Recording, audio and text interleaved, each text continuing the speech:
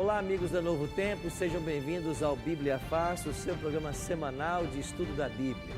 Nós estamos aqui nos estúdios da Novo Tempo, na cidade de Jacareí, em São Paulo, com um grupo de 10 amigos que nós convidamos para essa que será a última temporada do estudo do Apocalipse. Em algumas semanas eu vou dizer para vocês qual será a nova temática do programa e, por certo, você vai gostar de continuar aprendendo da Palavra de Deus. Hoje vamos estudar o capítulo 15 de Apocalipse e o tema desse capítulo, as últimas 7 pragas. Quando cairão essas pragas? Sobre quem elas serão derramadas? São perguntas que hoje nós iremos responder. Por isso, tome sua Bíblia, se junte a esse grupo e venha participar desse estudo que pode abrir nossa mente e ajudar na compreensão dos eventos finais da história desse mundo. Aqui já estamos todos prontos para começarmos o programa, mas antes de abrirmos a Palavra de Deus, eu queria convidar você em casa e o grupo aqui no estúdio para que nós orássemos pedindo a bênção de Deus para o estudo de mais um tema do Apocalipse. Pai Santo, muito obrigado por estarmos juntos mais uma vez, aprendendo da Tua Palavra. Obrigado, Senhor Deus, pela Bíblia que nós temos, pela liberdade religiosa que gozamos nesse país e agora, ao estudarmos mais um tema, suplicamos a Tua bênção para que nós possamos compreender as verdades ensinadas no Apocalipse. É a nossa oração, em nome e por amor de Jesus. Amém. Abra a sua Bíblia em Apocalipse capítulo 15 e eu queria convidar você a nós lermos então o primeiro verso desse capítulo. Na semana passada estudamos sobre a pregação da verdade presente, as 3 mensagens angélicas, e afirmamos que esta mensagem seria a última a ser pregada antes da volta de Jesus. E antes que Jesus volte, 7 pragas serão derramadas sobre a terra. E o capítulo 15 de Apocalipse, verso 1, diz assim: Vi no céu outro sinal, grande e admirável, 7 anjos com os 7 últimos flagelos, pois com estes se consumou a cólera de Deus. Você entende por que essas pragas serão derramadas sobre a terra? Porque com estas pragas se consumará a cólera, a ira de Deus. Como assim a ira de Deus vai se consumar? Deus vai punir os impenitentes, aqueles que não se arrependeram, aqueles que praticaram a maldade. Eles não aceitaram o plano da salvação. Agora então o que eles vão receber são os juízos de Deus. Deus fez toda a advertência necessária. Lembra quando estudamos a respeito do toque das 7 trombetas, nos capítulos 8 e 9 de Apocalipse? Se você olhar aonde são tocadas as trombetas, você vai perceber uma íntima relação com o mesmo local onde as pragas são derramadas. E por que há esta relação? Deus, através das trombetas, advertiu. E quem não aceitou a advertência dos juízos, agora receberá as pragas. É por isso que há uma similaridade muito grande entre elas. Em que momento cairão estas pragas? Vocês se lembram que nós falamos que Jesus, nesse exato momento, Ele está no santuário celestial, realizando uma obra de intercessão? A obra de Cristo no santuário celestial, ela se dividiu em 2 fases. Desde a ascensão dele até o ano 1844, ele atuou como sacerdote. Ele era apenas intercessor. Mas no dia 22 de outubro de 1844 para cá, ele continua atuando como advogado, mas ele agora também é juiz. Estão lembrados de semana passada a mensagem do primeiro anjo? Chegou a hora do seu juízo. Essa primeira mensagem angélica aponta para 1844, para a profecia das 2.300 tardes e manhãs. Então, Cristo estava no santuário até o fechamento da porta da graça. Mas quando terminou o juízo e a porta se fechou, ele sai do santuário. E quando Jesus deixa o santuário, o que é que acontece? Olha agora para o capítulo 15, olha para o verso 8. O santuário se encheu de quê? Fumaça, procedente da glória de Deus e do seu poder, e ninguém podia penetrar no santuário enquanto não se cumprissem o quê? Os 7 flagelos dos 7 anjos. Quando Cristo deixa o santuário, lá fora tem 7 anjos esperando por ele. Ele enche a taça desses anjos e dá a seguinte ordem: ide agora e derramai essas taças sobre a terra. Então um anjo após o outro sai e começa a derramar as taças. Quando cai a primeira taça, Jesus não mais está no santuário. E como Cristo terminou seu ministério no santuário, os casos já foram decididos, ou para a salvação ou para a perdição. É por isso que nós chamamos esse momento de o fechamento da porta da graça. Quem está salvo está selado, não recebe a praga. Quem está perdido é eternamente condenado e vai receber agora as pragas que nós vamos estudar. Pastor, eu vou perguntar agora, porque talvez vai até responder ou não dá tempo depois, mas nessas pragas, porque quando fala sobre a terra, normalmente fala toda a terra, um terço da terra, um terço de alguma coisa, e aqui fala sobre a terra. Será então uma praga que acontece em toda a terra, parte da terra, e se todas as pessoas, se vai morrer ou se morre todos os ímpios nessas pragas? E por último, não sei se dá para... quanto tempo vai durar essas pragas? Seria a minha última pergunta. Com relação ao tempo, nós sabemos que elas serão sucessivas.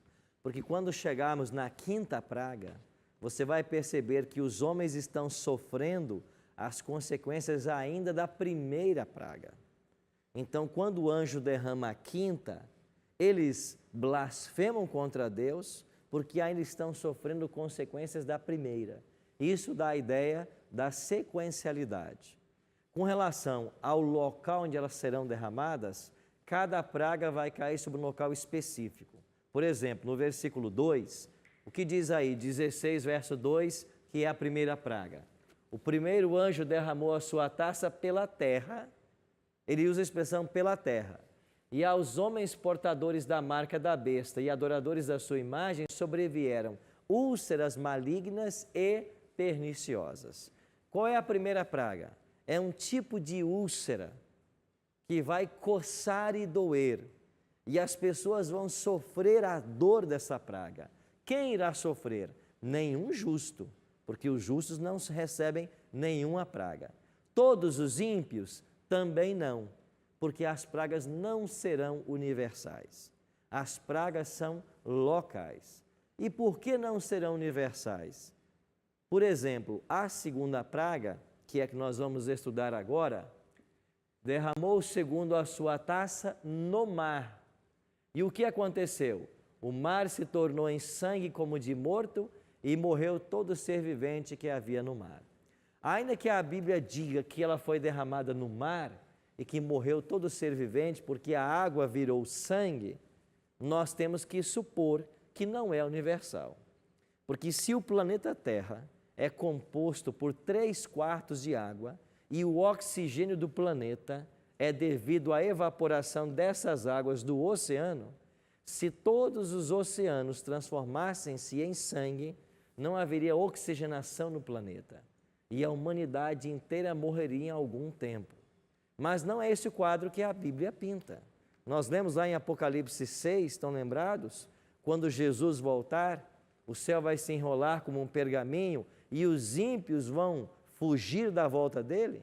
O quadro que há aí na Bíblia é que os ímpios estarão vivos até lá.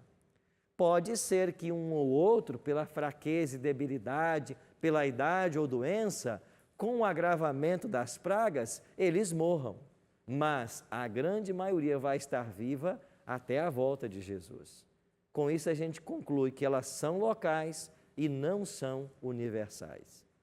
Então a 1ª praga, úlceras malignas e perniciosas. Segundo, alguma parte dos oceanos vão se transformar em sangue. Sangue literal. Lembra do Egito? Não foi literal a praga no Egito? O rio Nilo não transformou-se em sangue? Aquilo não foi uma imitação, não parecia sangue, era sangue de fato. Então a praga, ela é um ato sobrenatural de Deus. A Bíblia chega a chamar de o ato estranho de Deus. Por que é um ato estranho? Porque Deus não tem prazer na morte do ímpio, mas deseja que todos se salvem e alcancem o arrependimento.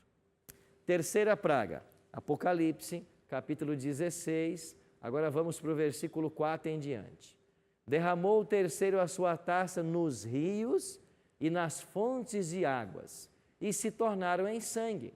Então ouviu o anjo das águas dizendo: Tu és justo, tu que és e que eras o santo, pois julgastes estas coisas, porquanto derramaram sangue de santos e de profetas. Também sangue lhes tem dado a beber, são dignos disso. E ouvi do altar que se dizia: Certamente, ó Senhor Deus Todo-Poderoso, verdadeiros e justos são os teus juízos. Aonde cai a terceira praga? Sobre as fontes das águas, nos rios, água potável. E esta água potável transforma-se em sangue. Se fosse essa uma praga universal e não tivéssemos água, quantos dias duraria a humanidade? Poucos dias. Mas não é esse o quadro que a Bíblia pinta na volta de Jesus. Isso nos leva à conclusão lógica de que a praga tem que ser local. Agora, por que é que Deus vai transformar água potável em sangue? O anjo está explicando. Porque eles derramaram sangue de apóstolos e profetas. Eles são dignos de beber sangue. E no desespero, os ímpios vão beber sangue. Hoje, em algumas partes do planeta Terra, os cristãos estão sendo perseguidos e mortos.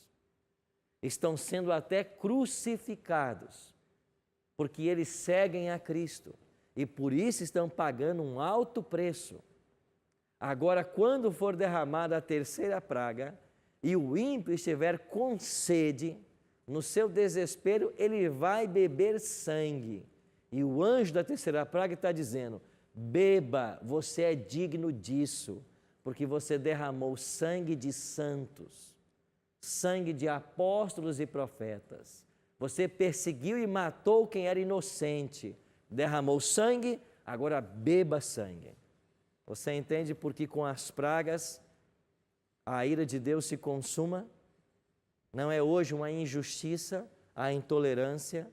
A gente não se revolta diante de quadros como esse, onde pessoas são mortas por sua fé religiosa? Pois esses assassinos estão com o seu juízo apontado.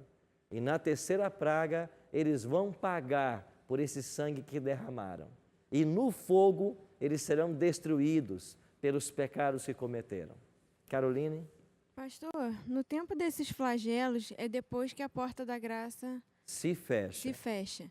Porque, na verdade, quando Jesus volta, os ímpios eles dizem: quem pode suportar a ira do Cordeiro? Então, eles conhecem Jesus. Eles sabem. Nesse tempo aqui, eles vão conseguir aprender sobre Deus da forma... Não, porque lembra que nós estudamos semana passada que os 3 anjos pregaram as 3 mensagens angélicas? Cumpriu-se Mateus 24:14, o mundo foi evangelizado. Então, as 3 mensagens angélicas, elas são o último apelo de Deus à humanidade. Quem rejeitou aquelas mensagens, a porta se fechou, ele não tem mais oportunidade de salvação. E pode ser que muitos destes, durante as pragas, cairão no tremendo remorso e começarão a ver o erro que eles cometeram, a besteira que fizeram, mas agora é tarde demais. Então Deus tem um tempo de arrependimento. É por isso que eu volto a enfatizar. A Bíblia é clara em dizer: hoje, se ouvirdes a sua voz. Amanhã eu vou pensar. Amanhã não pertence a você e nem a mim. Hoje, se ouvirdes a sua voz. Lembra de Jesus ao pé do sicômoro onde estava Zaqueu? Zaqueu, desce depressa. Me convém ficar em tua casa. A salvação na Bíblia é dinâmica sempre. Desce depressa. Hoje, se ouvirdes a sua voz. Vamos então à próxima praga, quarta, versos 8 e 9. O quarto anjo derramou a sua taça sobre o sol, e foi-lhe dado queimar os homens com fogo. Com efeito, os homens se queimaram com intenso calor e blasfemaram o nome de Deus, que tem autoridade sobre esses flagelos, e nem se arrependeram para lhe dar glória. Por que é que não se arrepende? Porque o Espírito Santo não está mais com ele. Porque quando se fechou a porta da graça, o Espírito Santo deixou o ímpio completamente entregue às forças satânicas. Agora, eu queria que você pensasse o que vai acontecer com esse planeta nessa ocasião. Se hoje, com toda a ação divina e do Espírito Santo, se hoje o Espírito está trabalhando para frear a pecaminosidade e você ouve de um pai que mata a esposa, joga 2 filhos pela janela do 14º andar e depois pula. Se isso está acontecendo hoje, o que não vai acontecer quando o Espírito Santo for retirado da terra? Se hoje um pai tem coragem de matar filhos, se filho mata pais, se irmão mata irmão, o que não vai acontecer quando o Espírito sair do ímpio completamente e eles forem entregues aos demônios? As piores atrocidades vão acontecer. E Deus tem que punir essa geração para o bem do universo. E então o sol será aquecido. Hoje já se fala em aquecimento global e alguns estão dizendo já é o princípio das pragas. Mas naquele tempo o sol vai atingir a uma temperatura que vai queimar a pele dos homens. E essa queimadura arderá com intenso calor. Mas o que acontece? Nem assim eles se arrependem. Por quê? Porque não há mais essa oportunidade. E chegamos à quinta praga.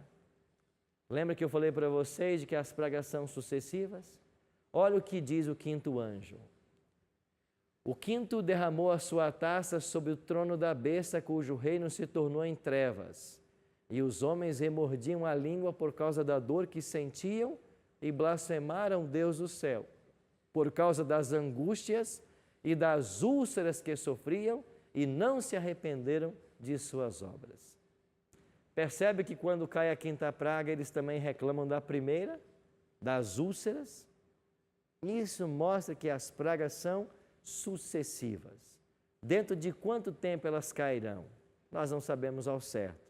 Parece que isso não está muito claro ainda. E eu queria chamar a atenção de vocês para a sexta praga, e nós vamos nos deter um pouco mais nela. Derramou o sexto a sua taça sobre o grande rio Eufrates, cujas águas secaram, para que se preparasse o caminho dos reis, que vem do lado do nascente do sol. A quinta praga é derramada sobre o rio Eufrates. E aqui nós temos um pouco de simbologia nas pragas. O rio Eufrates era um rio que existia lá na Palestina. Claro que nos tempos bíblicos ele era muito mencionado, lembra? O rio Tigre e o Eufrates. Agora, esse rio Eufrates, no Apocalipse, o que é que ele simboliza? Nós, para entendermos esta praga, nós temos que fazer a relação desse rio com a cidade de Babilônia. Babilônia havia sido construída na Mesopotâmia. E a palavra Mesopotâmia quer dizer mesos, entre, e potames, rios. Então, Mesopotâmia é uma faixa fértil de terra entre o Tigre e o Eufrates. E na Mesopotâmia foi construída a cidade de Babilônia.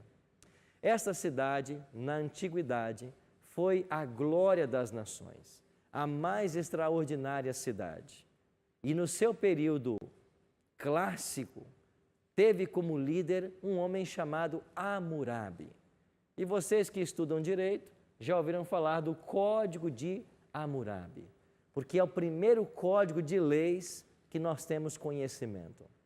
E esse rei Hammurabi, da Babilônia, preparou inclusive algo dessas leis num grande bloco de granito, que hoje pode ser visitado no Museu do Louvre, na França. Lá está o Código de Hammurabi. É um granito preto, escrito aí o Código de Hammurabi. Este é o período clássico da Babilônia. Hammurabi foi o grande nome.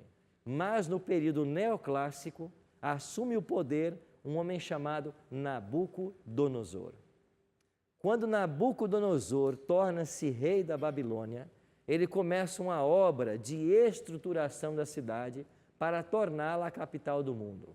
E ele vai construir aí o que nós chamamos os Jardins Suspensos da Babilônia, uma das 7 maravilhas do mundo antigo. Nabucodonosor trouxe para a Babilônia vegetações da terra de uma de suas esposas. E lá ele preparou um jardim para agradar essa esposa.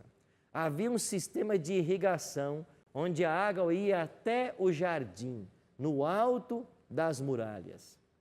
E por muito tempo essa cidade foi a glória das nações.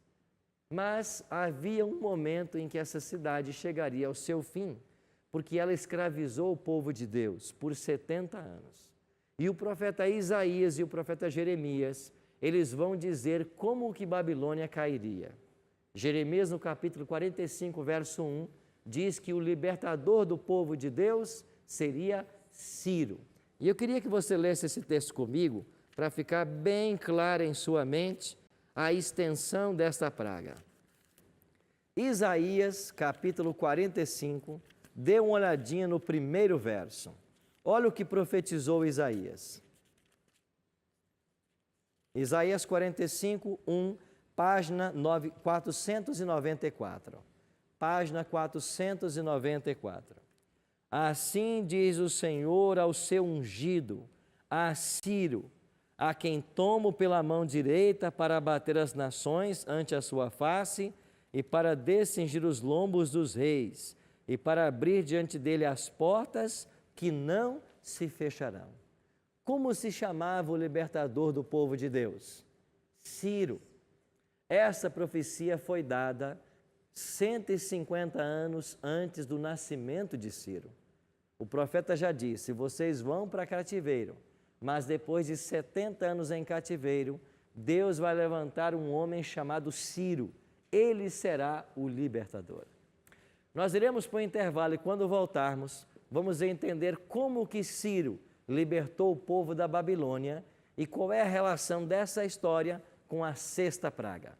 Não saia daí, voltamos em instantes.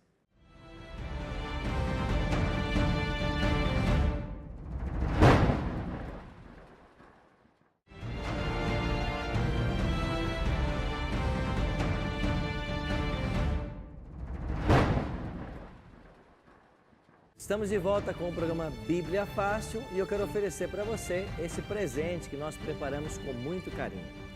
Essa revista do Apocalipse contém todos os 18 temas que aqui estamos estudando. É um presente da Novo Tempo para você.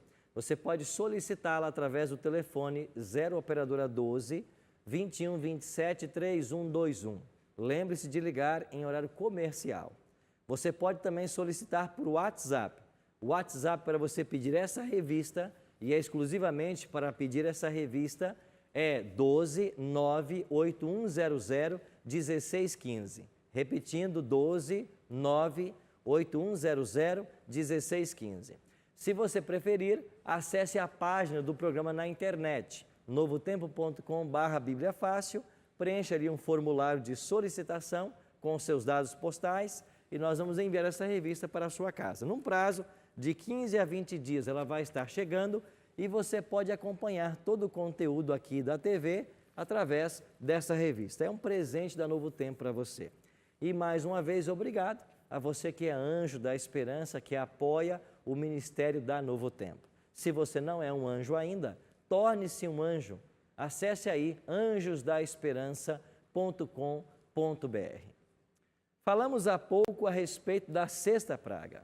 E a 6ª praga será derramada sobre o rio Eufrates, cujas águas vão se secar, preparando o caminho para os reis que vêm do Oriente. É o que diz o Apocalipse. Agora, para entender a 6ª praga, temos que voltar ao 6º século antes de Cristo, quando existia a Babilônia e o rio Eufrates. Em Babilônia estava o povo de Deus, escravizado por 70 anos. E Isaías havia dito que o libertador do povo de Deus seria um homem chamado Ciro. Então, no capítulo 45, verso 1 de Isaías, foi dado o nome. Agora, volta 2 versos. Em Isaías 44, 27 e 28, Isaías 44, 27 e 28, aparece aí a estratégia que Ciro usaria para derrotar Babilônia. Qual foi a estratégia? Isaías 44, 27. Que digo à profundeza das águas, seca-te, e eu secarei os teus rios. Qual foi a estratégia que Ciro usou? Secar os rios. O rio Eufrates cortava a cidade de Babilônia na diagonal. O que fez Ciro? Ele desviou as águas do rio numa outra direção. E quando as águas baixaram, ele entrou com seus soldados marchando pelo leito do rio.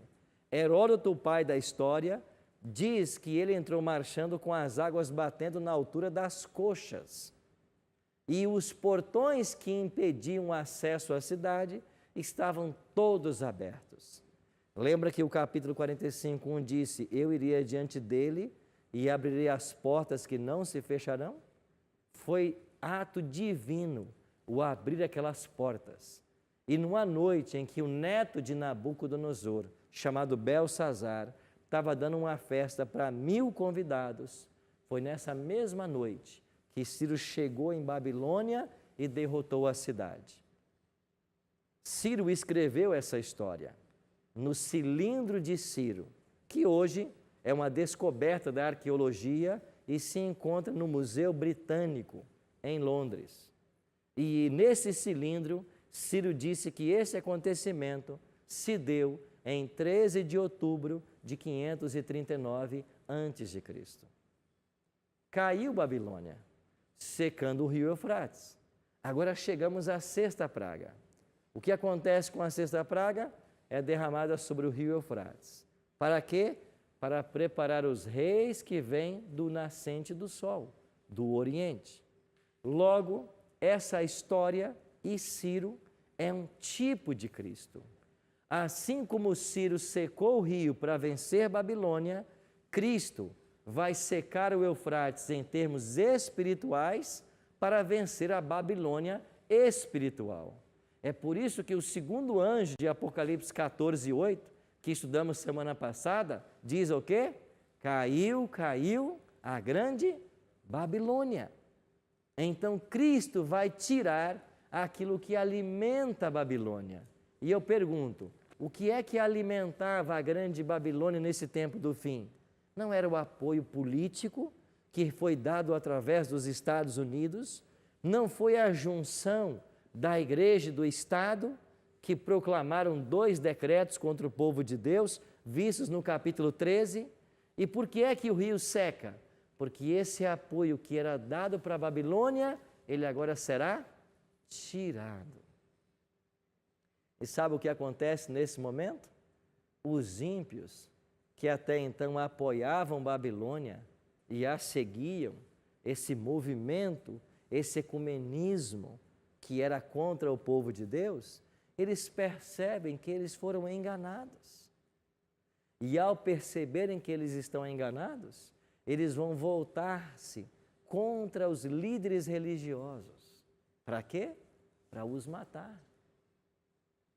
Com qual acusação? Vocês nos enganaram. Vocês nos apresentaram uma mentira. Vocês nos ensinaram aquilo que não estava na Bíblia. E agora nós estamos perdidos porque acreditamos em vocês. Na semana que vem, quando estudarmos sobre a queda da grande meretriz, que é Apocalipse 17, você vai perceber que em dado momento do capítulo 17, os reis que apoiavam a meretriz, eles vão se voltar contra ela e vão matá-la. Por quê? Porque os ímpios realmente ou finalmente percebem que eles foram ludibriados, só que tarde demais. Então o secamento do rio Eufrates é a tirada do apoio de Babilônia e a preparação das condições políticas e sociais para a vinda dos reis do Oriente, que no Antigo Testamento era Ciro, mas ele agora é um tipo de Jesus Cristo. Então, quem são os reis do Oriente na sexta praga? Cristo e seus anjos. Então, o caminho está sendo preparado para que Jesus venha com todos os anjos. Então, quando cair a sexta praga, nós estamos no limiar do aparecimento de Jesus nas nuvens dos céus. E, de fato, caída a sexta praga, restará apenas a última. Agora, mais um detalhe da sexta praga, versos 13 e 14. Quando seca-se o rio Eufrates, o que viu João? Então vi sair da boca do dragão, da boca da besta e da boca do falso profeta 3 espíritos imundos, semelhante a rãs, porque são espíritos de demônios, operadores de quê? Sinais, e se dirigem aos reis do mundo inteiro, com o fim de ajuntá-los para a peleja do grande dia do Deus Todo-Poderoso. Quando se seca o rio Eufrates, João vê 3 espíritos imundos saindo da boca do dragão. Quem é o dragão? Satanás. Da boca da besta. Quem é a primeira besta de Apocalipse 13? O papado. E da boca do falso profeta. Quem é o falso profeta em Apocalipse? É a segunda besta do capítulo 13. O protestantismo que se apostatou da verdade, principalmente nos Estados Unidos da América do Norte. Então, o que acontece agora na sexta praga? Você tem uma união de 3 poderes. O dragão, representado aqui pelo espiritismo. A besta, representado pelo catolicismo. E o falso profeta, pelo protestantismo que se afastou da verdade. Esses 3 espíritos vão se unir e eles vão se preparar agora para a última batalha, que no Apocalipse é chamada de Armagedon. Eu acho que essa expressão vai aparecer justamente aí no verso 15, não é isso? 16, 15. O que diz aí? 16. Então se ajuntaram no lugar em que hebraico se chama Armagedon. Então, o que é a batalha do Armagedon que tanto falam? É essa confederação do mal com esses espíritos imundos. E por que eles são 3? Porque você tem aqui uma falsa trindade. Se de um lado você tem Deus o Pai, Deus o Filho e Deus Espírito, deste lado você tem uma falsa trindade. E agora eles vão se ajuntar para a última batalha chamada de Armagedon. Que batalha é esta?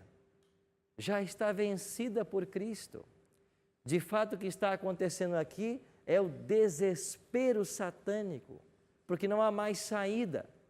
E quando eles se preparam para essa batalha, num lugar que se chama Armagedon, e nós já falamos de que Babilônia é a confusão religiosa dos dias atuais, cai a 7ª praga. E o que é a 7ª praga? Derramou o 7º a sua taça pelo ar e saiu grande voz do santuário, do lado do trono, dizendo o quê? Feito está. E sobrevieram relâmpagos, vozes e trovões, e ocorreu grande terremoto como nunca houve igual, desde que há gente sobre a terra. Tal foi o terremoto grande e forte.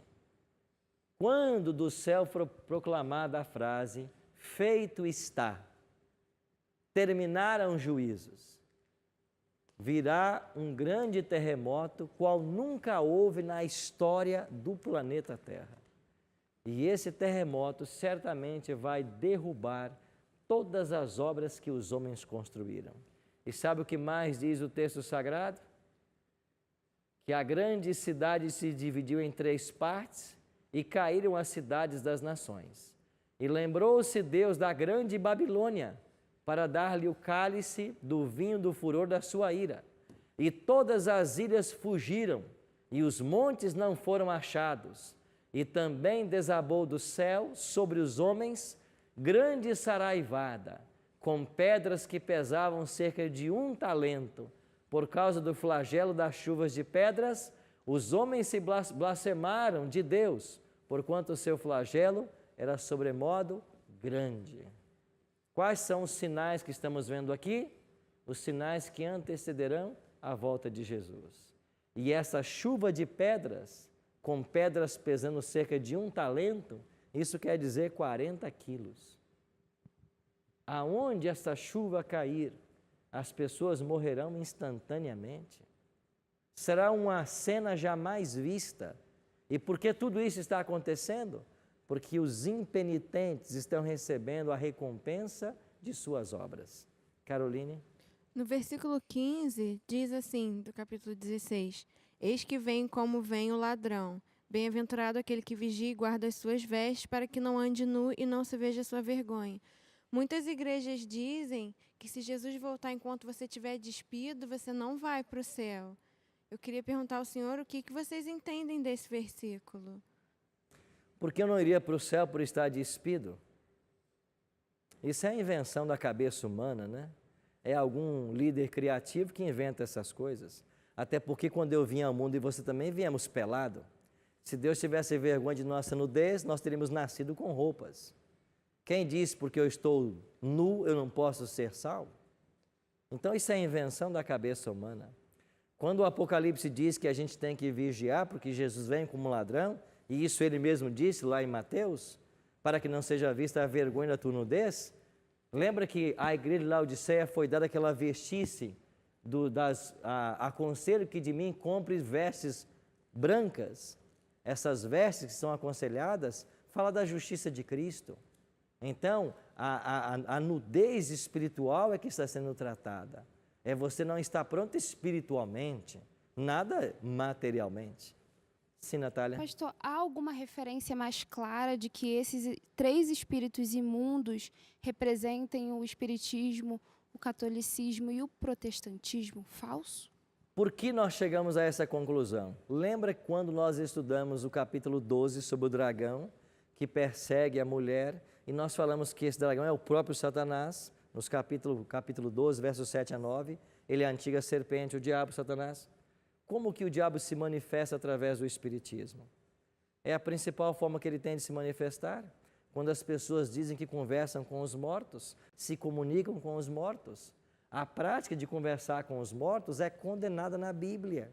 A Bíblia condena severamente a ideia de se conversar com quem já morreu, porque isso é impossível. O rei Saul foi consultar uma feiticeira, e o que aconteceu? Ele até chegou a ver o profeta Samuel, mas era o diabo conversando com Saul. Então, quando alguém morre, a pessoa está morta, e se ela aparece, não é ela, pode ser alguém personificando ela. E você sabe que Paulo diz que Satanás se transforma até em anjo de luz. Então, o espiritismo faz essa ponte com as pessoas que já morreram. Abertamente a gente entende que é uma manifestação do que o diabo pretende pregar e ensinar sempre, que a alma é imortal. Quando você vai para Apocalipse 13, 1, nós identificamos a besta como sendo o papado, a igreja romana, que vai se juntar aos Estados Unidos, que é a segunda besta, que é o falso profeta. Então, esses poderes estão todos aí nos capítulos 12 e 13 de Apocalipse. Então, amigos, aqui nós temos os sinais que vão ser derramados sobre os ímpios, e a pergunta que fica é: pastor, 7 pragas sobre os ímpios, por que tanto sofrimento?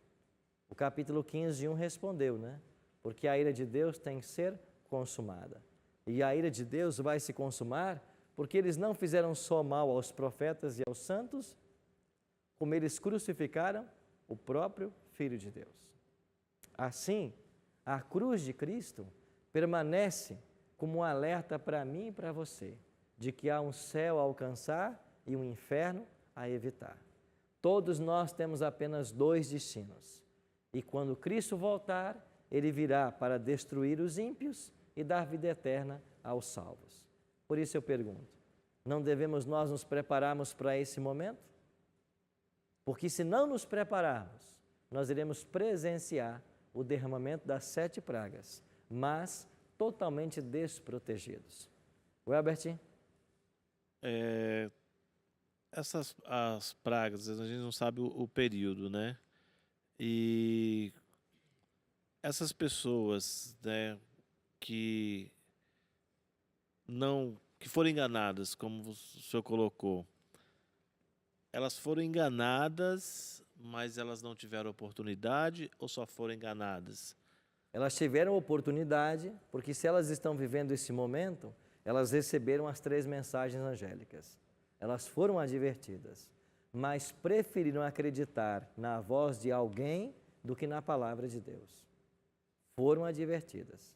Jesus falou que Ele não volta enquanto o Evangelho não for pregado a toda criatura. Então elas estarão sendo advertidas, mas preferiram ficar com um falso ensino.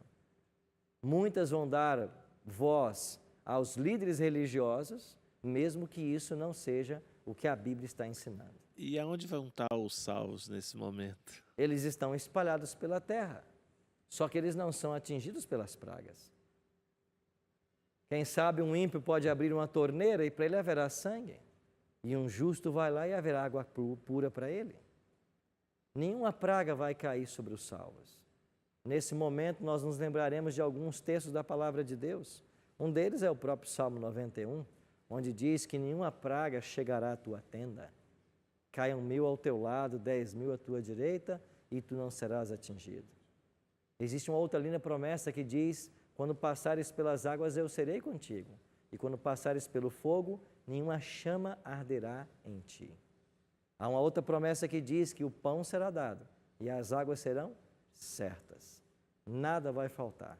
E se necessário for, Deus vai enviar corvos, como enviou para cuidar do profeta Elias, para alimentar seu povo, para que ele não morra. A única praga que eu vi que, assim, humanamente, né, não teria condições de ser local, seria o sol, né? Porque atingir o sol aquecerá, e é uma praga que não tem, assim, ao meu ver, né, não tem como evitá-la, né, a não ser se for só parte do mundo, né? Enquanto ele está fazendo as suas... como seria isso? Seria tão rápido assim que só atinge... Assim como Deus criou o sol, faz parar o sol, como fez lá em Josué, Ele parou o sol, Ele pode fazer que esse sol brilhe numa região e que uma nuvem cubra outra. O sol brilha em meio hemisfério terrestre. Ele pode colocar uma nuvem sobre cada filho dele. Então não há impossíveis a Deus. Mas você percebe que a Bíblia está nos advertindo em cada momento? Cada capítulo que nós caminhamos do Apocalipse, ele vem repleto de advertências. Por quê? Porque a volta de Cristo se aproxima e nós precisamos nos preparar. Então, cada capítulo vem uma advertência. Desde o primeiro capítulo, as advertências estão vindo. Para quê? Para fazer acordar a mim e a você que Jesus está voltando e que nós temos que nos preparar. Cacai? Eu quero só dar um exemplo do que o senhor falou para o colega, que lá onde eu moro, em Sombrio, tem o morro mais alto, onde ficam as torres das antenas de rádios e TVs. Eu consigo ver praticamente 12 cidades lá embaixo. E é incrível, né? Eu olho para o meu lado esquerdo aqui, eu consigo ver Maracajá, Araranguá, Morro dos Conventos, Arroio do Silva, aqui na minha frente, Sombrio, Gaivota, Passo e Torres. E é incrível o que o senhor colocou, o que Deus realmente pode fazer. Tem municípios que estão nublados. E, de repente, lá, outro município, tu vê o sol brilhando naqueles municípios. Então, para te ver o quanto realmente isso que o senhor colocou é verdade. Porque hoje temos as nuvens que encobrem a força do sol. E Deus vai usar de alguma forma. Para quê? Para beneficiar seu povo. Assim, amigos, nós podemos ter apenas uma segurança. Jesus está voltando e eu e você precisamos fazer o devido preparo para recebê-lo. Só nos restam 2 caminhos. Se nós nos prepararmos, estaremos protegidos pelo Senhor no tempo das pragas. E quando Ele voltar, receberemos a coroa da vida eterna. Se não nos prepararmos, seremos atingidos por essas pragas, não sei quantas delas, mas algumas será atingido. E finalmente virá a destruição eterna.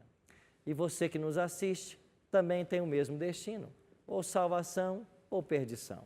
Não há meio termo. Em questões religiosas, ou você aceita ou você rejeita. Ou Cristo é o Senhor do teu coração, ou então o diabo será. Por isso, enquanto ouviremos essa música agora, que vai falar a respeito da volta do Senhor, eu queria que você pensasse. Se Jesus viesse hoje, você estaria pronto? Ou como lemos no Apocalipse, você seria pego de surpresa como por um ladrão? Pense nisso, enquanto ouviremos agora essa música.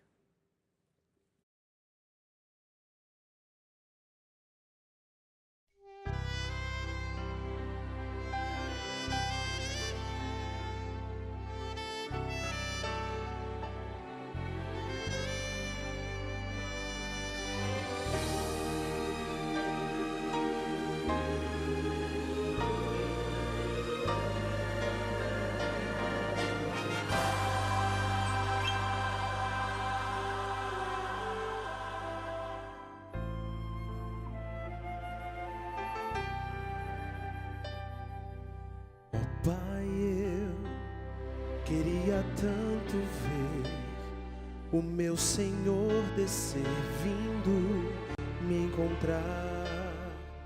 Eu posso até imaginar a refulgente glória do Senhor Jesus, transpondo as brancas nuvens do mais puro azul, onde nem sul nem norte existirá, e em meio às lágrimas, sorrisos de alegria e de prazer. Eu que era cego agora posso ver, contemplar, enfim. Por isso eu canto glória, glória,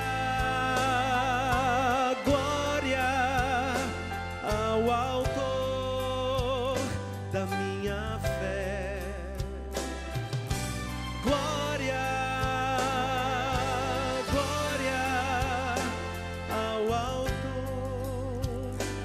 da nossa fé.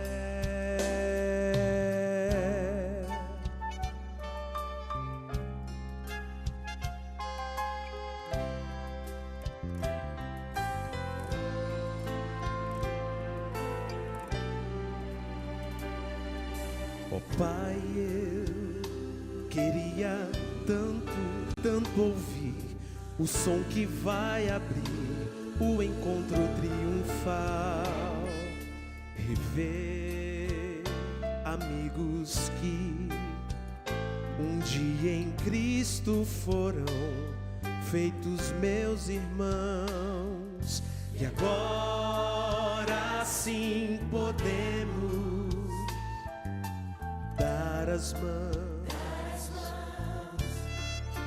pois temos todos somente um só Senhor. E eis o consolo que envolve a minha vida, o meu Senhor Jesus, que foi morto sim naquela cruz, voltará, enfim. Por isso eu canto glória, glória, glória ao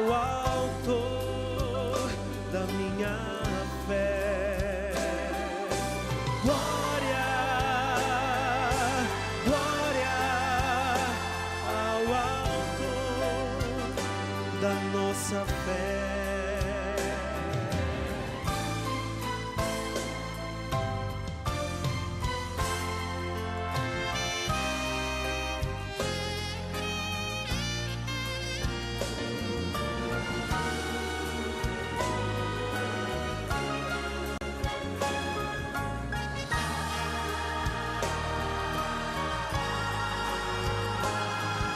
Glória ao Senhor, glória ao Senhor, glória ao Senhor, o autor da minha fé.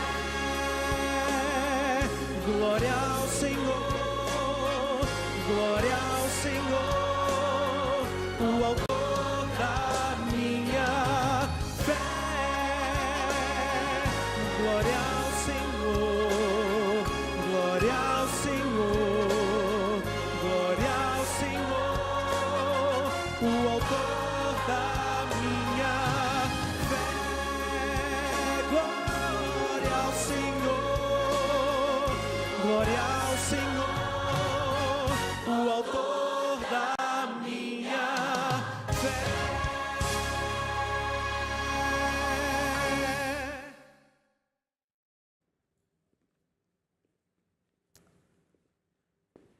Queria terminar lendo 2 versos da Palavra de Deus escritos pelo apóstolo Pedro.